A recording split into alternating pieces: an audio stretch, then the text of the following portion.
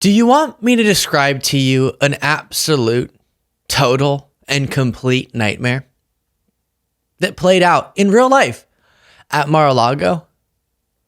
Well, let's do it. Let's explore this together.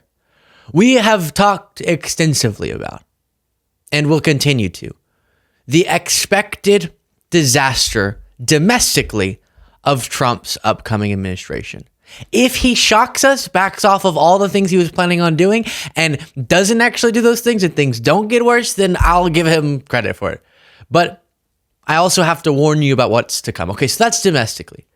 One of the things that I've mentioned in passing, but we haven't spent a ton of time on, is how this is globally, yes, brings with it huge implications for wars around the world and specifically his likelihood to abandon supporting Ukraine, but you also just have perception, the perception of America on the world stage. And in his interactions with world leaders, how he's representing us. And nothing portrays that disastrous characteristic of this upcoming administration as effectively as this story, which is he had a meeting with the Prime Minister of Italy, Giorgia Meloni. And at it, he decided to do something that is crazy. While you watch this video and we go through these details, please do click the subscribe button if you appreciate this show. So what did he do? It was a private meeting.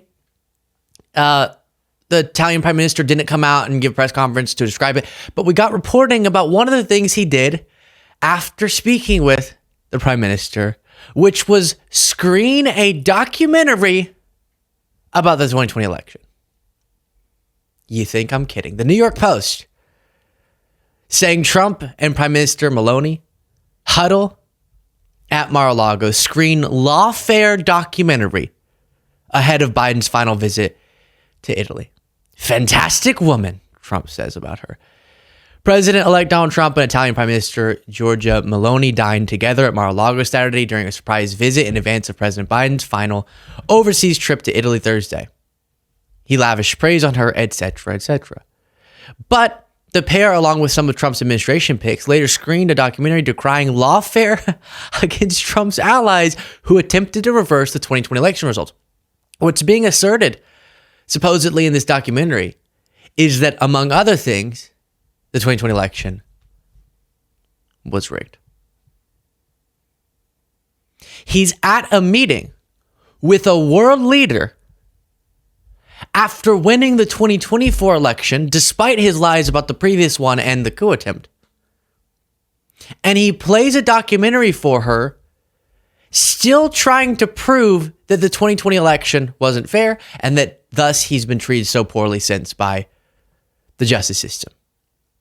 Globally humiliating, disturbing, a nightmare for us as Americans. CBS also reporting on this. Let's see. Italian Prime Minister Giorgia Meloni had a surprise meeting with President-elect Donald Trump on Saturday at Mar-a-Lago. And I know at some point, yes, it says the screening of Trump-friendly documentary about John Eastman, one of his closest allies who tried to help him in his quest to overturn the 2020 election results. Now, let's get to former Speaker of the House Nancy Pelosi's response to this. Can you imagine? I know this is not completely shocking if you've kept up with Trump, but we can't let that take away from how shocking it is and how our allies are going, this guy's still denying that election that he's had years to prove his argument on and failed over and over and over again. And this is the type of behavior, this is the type of leadership or lack thereof that America chose to endorse with the election, tragically. Here's Nancy Pelosi's response. Was screening a documentary about the 2020 election, claiming his win and trying to talk about the legal challenges he had. There seems to be a continued effort to claim that he won in 2020. It's really sad. It really is sad. And I don't know about the film that he had and the rest, but it's almost sick that he would be thinking that in 2020. He's won the election now. Mm-hmm. That will be clear And that will be clear. And tomorrow he will be clearly, we will be accepting the results of the Electoral College. So he should be triumphant about that. But to be still trying to fight a fight that he knows he lost is really sad. There's something sad about it, but for him, he gets applauded. He has been rewarded with the presidency, and every horrible belief that he has just been bolstered because of the horrific decision by our country. And before looking at the last time Trump tried to explain his stance on this, and it went so terribly wrong during that Joe Rogan interview, this brings to my mind some of the stories we've covered and that I've just been coming across of Maga figures saying, get ready, Maga, we need to be prepared to make sure Trump gets certified because the Democrats are going to try to prevent it and maybe they'll get violent. And there's this assumed equalness, that's the wrong word, but you get the point, between the reaction MAGA had and what we're going to have. As I'm getting a phone call, I apologize. And they assumed if they wanted to challenge the last election, surely we're going to try to. We must be the same on that front, but we're not. You don't get it. You don't have to prepare for us to try to do a coup to prevent Trump from coming to power because we actually respect our democracy. That's why we're begging you to do the same, because a democracy can't survive indefinitely if only one side participates in good faith. And it's crazy they would be willing to participate in such bad faith for so long when their dear leader can't justify his lies any better than this. I want to talk about 2020 because you said over and over again that you were robbed in 2020. Yeah, totally. How do you think you were robbed? Everybody always cuts you off. I'm going to allow... Well, they not only cut you off. Well, what I'd rather do is we'll do it another time, and I would bring in papers that you would not believe. So many different papers.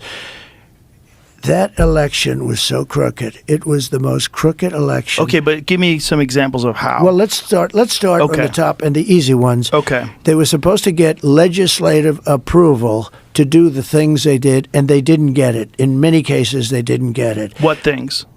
Anything. Legislative approval like for extensions of the voting, for voting earlier, for this, right. For all different things. By law, they had to get legislative approvals. You don't have to go any further than that. If you take a look at Wisconsin, they virtually admitted that the election was rigged, robbed, and stolen. So as we've done in the past, we're not going to do here because we've done it with this exact clip multiple times. It's so easy to so thoroughly disprove what he's saying. So he's listing off just such easy things to disprove. Why will his own followers check in and see if he's being right? I don't know. They wouldn't give access in certain areas to the ballots because the ballots weren't signed. They weren't originals. We could go into this stuff. He's just kind of like, he's taking a bunch of thoughts, throwing it into a blender, taking it out and just spewing that out of his mouth. None of this makes sense. None of it's accurate.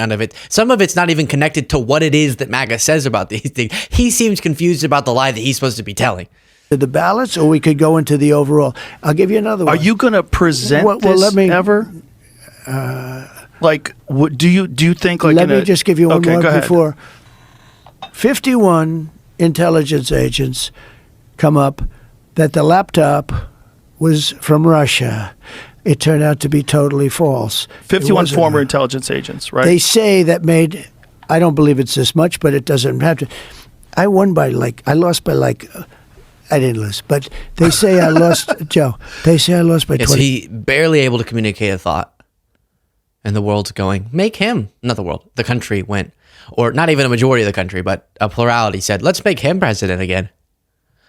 And he's just so wrong on all fronts. But to me, that's why he's doing this. Why is he screening the election was rigged documentaries or there was lawfare documentaries for the Italian prime minister during their meeting? How is that relevant? Well, because somewhere deep down, there is a profound insecurity that he has, which is that despite him now winning this election, he's still insecure that he lost to Joe Biden that first go round against Biden, his second go round in running for president. And he's so insecure that he's never been able to make a more compelling argument. So he keeps doing it even after he won. And it is collectively for us as Americans humiliating that this is who's representing us.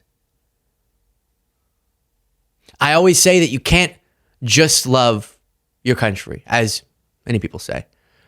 When you win, you can't just be patriotic when you win. And that's why I stand by my loyalty to, dedication to, patriotism towards America. That doesn't mean we can't point out when we feel humiliated by the leader of the country at this point in time. One bad leader doesn't take away who we are, want to be, but it can sure as hell be embarrassing and damaging. Tell me your thoughts in the comments. If you want to support the show and get the members only bonus show, you can do it by clicking that join button below.